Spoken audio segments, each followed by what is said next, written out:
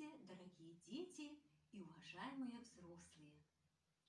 Бурасов, говорю я тем, кто решил присоединиться к нашей виртуальной экскурсии утром.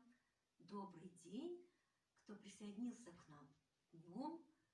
А если среди вас есть посетители вечерние, я говорю всем бур-рыт.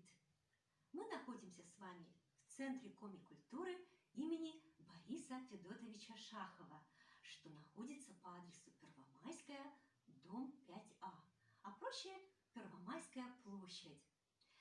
Каждого, кто заходит в наш центр, встречает Борис Федотович Шахов, смотрит внимательно на каждого посетителя. Борис Федотович Шахов – комик-писатель, почетный гражданин города Ухта.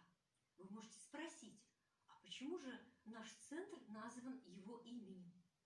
Он был среди тех, кто создавал этот центр. 25 лет тому назад был открыт наш центр в 1994 году. И с тех пор до конца своих дней Борис Федотович оставался верным другом, надежным помощником и вдохновителем нашего центра. А теперь обратите внимание вот на эту живописную картину, где предстает перед нами Борис Федотович молодым, красивым. И стоит он на высоком берегу реки Вычегды, недалеко от своей родной деревни Кекур, что в Усть-Куломском районе. Картина написана нашей известной ухтинской художницей Надеждой Егоровной Воробьевой в 2012 году. Борис Федотович вернулся на родину не с пустыми руками. Обратите внимание, на скамейке раскрытая книга. Это его последний роман «Овлысны-вывлысны. Жили-поживали». На стуле перекинут платок, шаль, черная шаль с красными цветами. Может показаться, что он, возвратясь домой из далекой поездки, привез кому-то из родных подарок, как в старину было принято. На самом деле этот платок на картине символизирует его другой роман. Роман «Черная шаль с красными цветами». Ну а гармошка, которую вы видите, не случайно здесь. Борис Федотович Шахов был очень веселым человеком, компанейским, жизнерадостным. Он и на гармошке играл, и любил петь, и мог пуститься в пляс. Вот таким был человеком Борис Федотович Шахов. А теперь я вас приглашаю пройти в зал. Переступив порог этого зала, вы оказываетесь совершенно в другом мире. В мире коми-традиционной деревни. И атмосфера коми-деревни здесь создается благодаря живописным картинам Надежды Егоровны Воробьевой, уже известной нам художницы.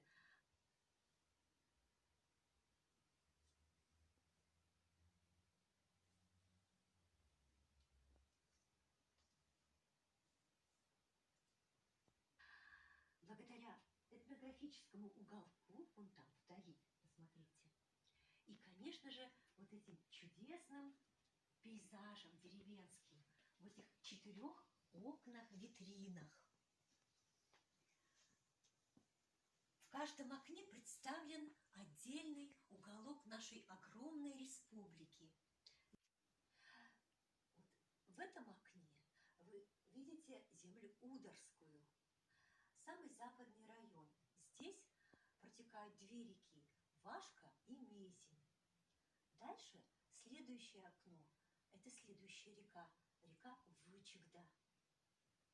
3-е окно – это река Печора, Троицко-Печорский район. И в том уголочке в конце река Ижма. Дом по коми Кирка, что означает деревянное жилище. Давайте мы с вами попробуем заглянуть, а что же внутри этого дома, что внутри кирки.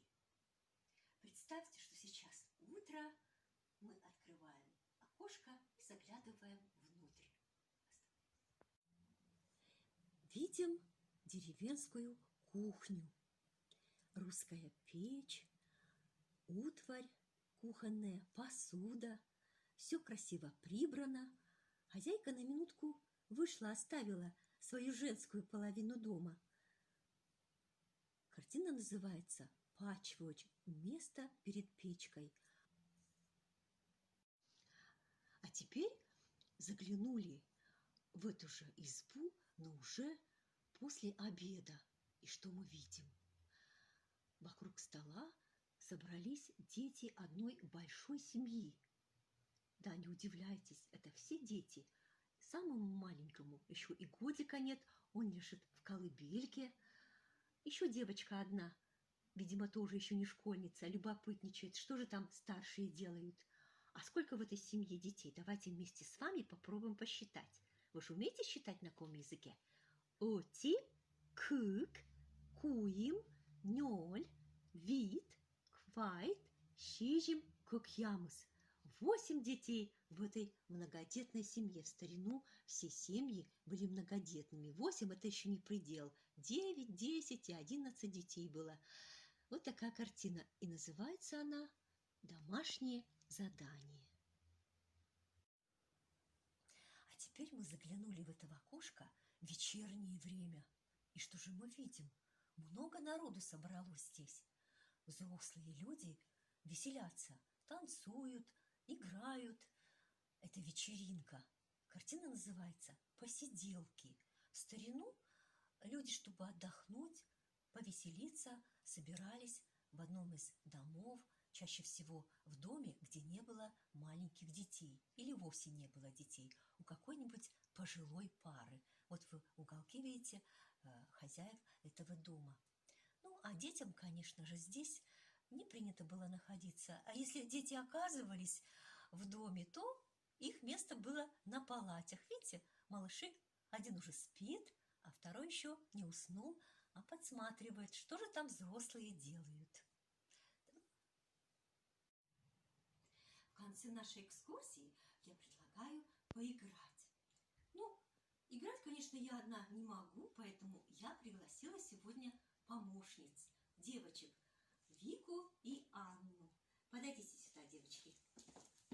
Мы сегодня с вами поиграем одну очень популярную у коми детей и молодежи игру, называется «Щинтем горань». Впрочем, у этой игры есть множество других названий. До 20 названий имеется. Это говорит о популярности этой игры. Я думаю, что все дети эту игру играют, просто она немножко по-другому называется. Ну что, будем играть? Да. Да. Ну, надо вначале сосчитаться, выбрать вводящего. Кто знает считалку на каком языке? Вика, знаешь? Ну, давайте, сосчитайтесь. Шисколь. Значит, Вика, будешь вводящей, да. Ну что, задача такая. Мы тебе закрываем глаза. Твоя задача поймать детей. Ну, в данном случае, твою подругу Анну. Давайте мы закрываем глаза. Я думаю, что дети уже догадались, какая это игра. Ну, а немножко мы по-другому играем, как в старину играли в коми-деревне. Песла, вала или турмла? Вала. За водой, за сеном или за дровами пойдешь? Вала. Вала, за водой пойдешь. Ну, тогда вот здесь. А Анна, ты ее заманиваешь хлопками, убегая, не сдаешься, играешь. Ну, давайте, начинайте.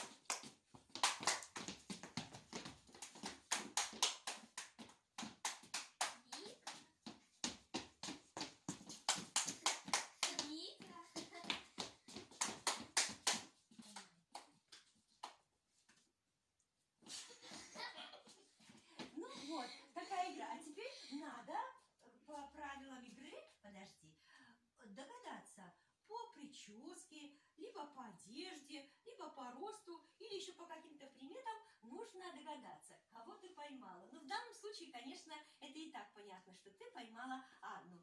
Вот такая игра.